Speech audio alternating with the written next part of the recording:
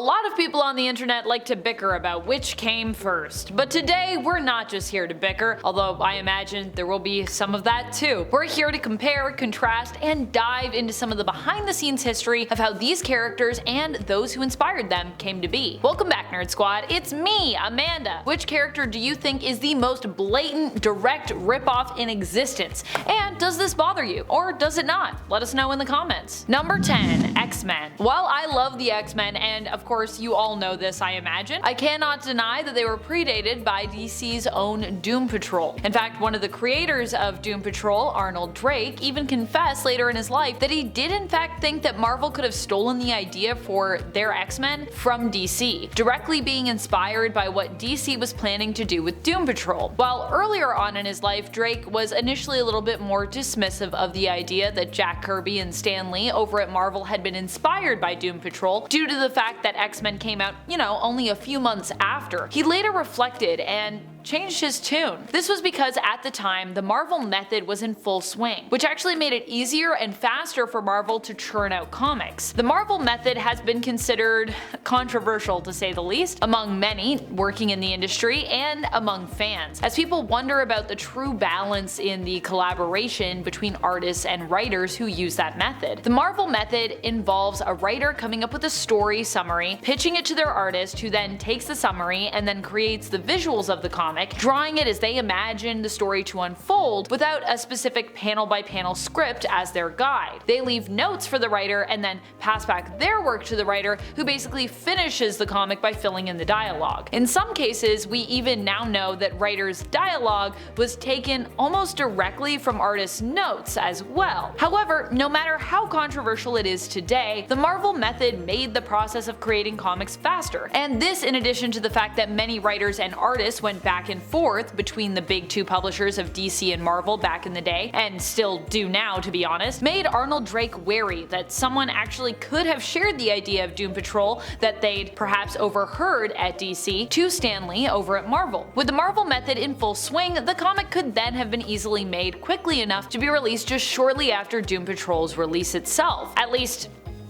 that's the theory. And friends, before we move on to our next spot on this list, if you love what we do here at Top 10 Nerd, if you love these cool sleeves that I'm wearing today, be sure to let us know you love us by clicking that subscribe. I mean, you don't want to miss when we all wear cool sleeves, Number 9. Norman Osborn / Green Goblin. Norman Osborn is one of my favorite villains in all of Marvel Comics, but is he completely original? While there isn't one specific DC character that is quite like him, I would say, there might be two that could be combined together and in doing so have inspired his creation. That is both Lex Luthor, who bears some resemblance in terms of his characterization to Norman, and the Joker, who bears some resemblance to Norman's Green Goblin persona. While Lex and the Joker both made their first appearances back in the 1940s over at DC Comics, Green Goblin, like Spider-Man, the superhero he is most often attached to, would not appear until the 1960s. Number 8. Sentry. I mean, I think you know where I'm going with this one. Sentry is basically a ripoff of Superman. But that being said, Robert Reynolds is also unique in the sense that he provides a sort of fresh take on this characterization. While Superman is all-powerful, an alien from another world that he was too young to really ever know, Bob is a human,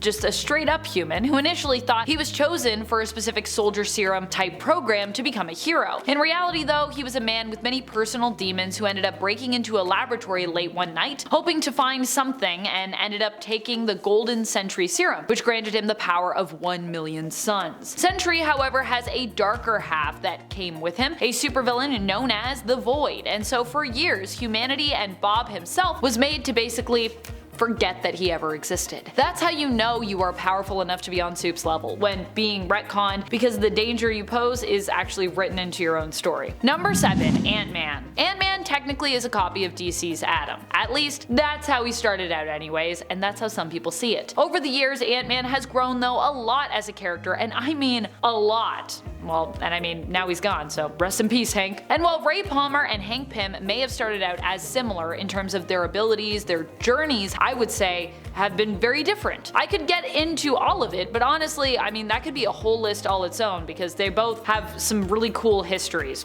So I'll just leave it with this. Atom came out during a time when comics were desperate to once more hold the attention of readers, and science at that time was all the rage. Both were inspired by the field of science because of this, belonging to a whole era of basically science-based heroes and villains. Atom could shrink and so could Antman, but they both use their powers somewhat differently. Both were members of premier superhero teams, with Antman being a founding member of the Avengers and Atom joining the Justice League, but both also had different approaches to what their roles were on said teams. Number 6. Black Cat. Black Cat. I wonder who she was inspired by. Many for years have called Felicia Hardy a ripoff of Catwoman, and I mean, you look at them together, I get it. It makes sense when you look at the comic book history, with Catwoman appearing decades earlier and both sharing multiple similarities. Namely that they are both romantic interests of masked vigilantes who also have a criminal history. Felicia herself is a cat burglar who dresses up in a cat suit and has a cat themed name. She even sometimes has claws. Catwoman is also a cat burglar known for her skills as a thief and her dexterous abilities. She too dresses up in a cat inspired outfit during her capers, I would say even a little bit more so. Both have also acted as thieves and villains, but also played the role of hero and anti-hero, teaming up with their own lovers who tend to be heroes themselves, Batman and Spider-Man. And both are iconic characters, staples each in their own self-contained universes. However, despite all these similarities, Marv Wolfman, who created Felicia Hardy, did claim that he was actually inspired not by a comic book character from the 1940s, not by Catwoman, but instead a cartoon cat character from the 1940s known simply as Black Cat, a straight up cat, who caused those around them to experience bad luck simply with their presence. The cat in question is from the 1949 cartoon Bad Luck Blackie, and the cat's power set, I will say, does line up with one Felicia eventually was confirmed to have. However, I would still say that Catwoman does seem to, at least at this point, if not right from the beginning, have influenced Black Cat's evolution over the years. I mean, I don't think we can deny that. I understand what people are saying, and I want to trust creators of characters, but I think now, maybe, there might have been some influence.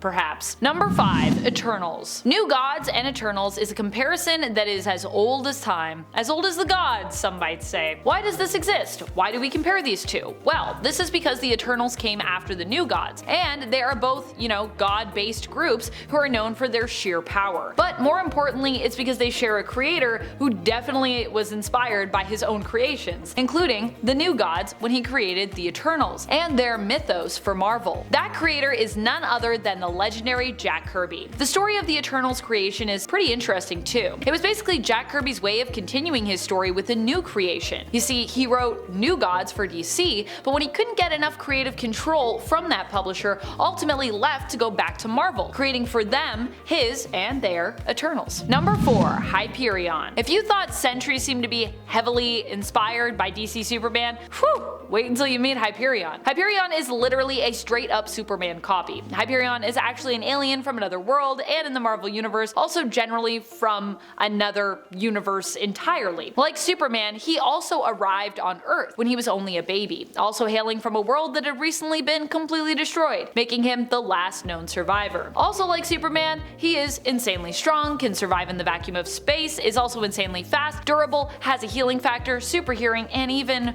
atomic vision. Now, atomic vision is basically heat vision, so. Also, Hyperion was basically made to be, a bit of a commentary on Superman, so obviously he's inspired by him. Number 3. Deadpool. Deadpool is actually one of my favorite Marvel characters, but even I can admit that he is a direct ripoff of DC's Deathstroke. Although, I will add, the thing I really love about Wade Wilson is that he is a straight up parody of Slade Wilson, so at least he provides some interesting commentary as opposed to just being like a direct one-for-one copy. Where Slade is often shown as being extremely serious and one of the most deadly assassins in the world, Wade is often shown as being pretty ridiculous, and while skilled, is not actually known as much for his abilities as an assassin, but is more deadly thanks to his relentless healing factor and often thanks to some good old dumb luck. And I mean, both these guys also share healing factors, so yeah. And if you don't think, if you're like, how dare you say that about Deadpool, he is so insanely skilled, I mean, friends. We all saw what happened when Deadpool was cured of his healing factor and made handsome again and quite mortal again,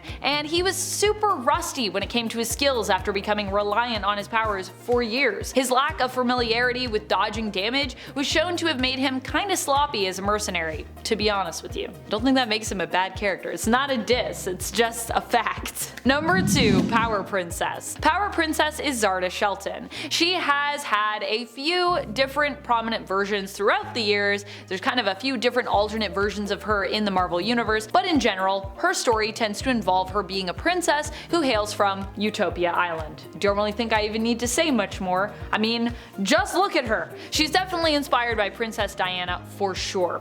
Zarda even has her own Steve Trevor in the form of Howard Shelton, who of course she ends up settling down with. He ends up running into Zarda after the boat he is on is shipwrecked. He tells her of the outside world as he is an American soldier and currently serving in World War II. Enough said?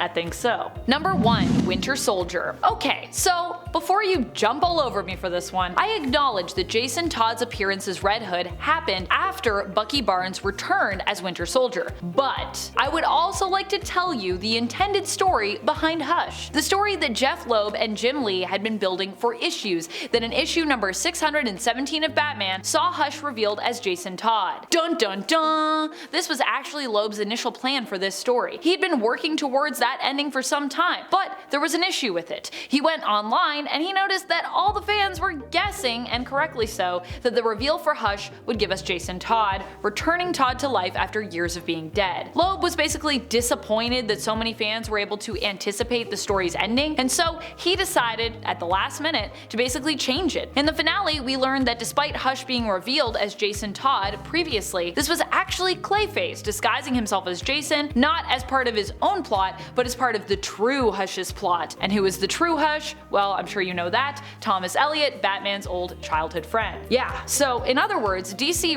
really came up with the idea of the return of a long dead character and heroic sidekick who then is twisted and turned evil first, but they just chose to change it at the last second. In fact, when Jason did inevitably end up returning as the Red Hood, he re-retconned his appearance in Hush to being somewhat legit, instead explaining that the one fighting Batman disguised as Hush, who was revealed to be Jason, was actually him, but then Jason had basically simply swapped out with Clayface, all in order to, I don't know, I guess mess with Batman?